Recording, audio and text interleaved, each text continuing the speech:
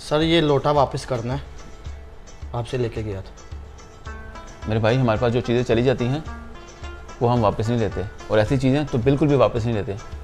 इसको ले जाएं। प्लीज़ सर, आपसे लेके गया हूँ।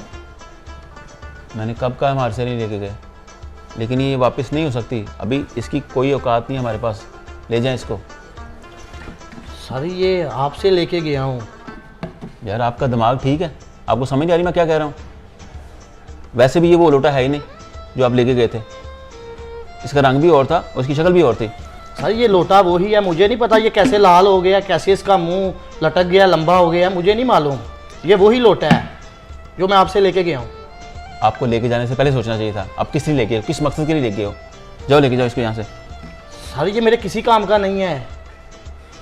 मैं जिस मकसद के लिए लेके गया हूँ ये वो तो पूरा ही नहीं हुआ।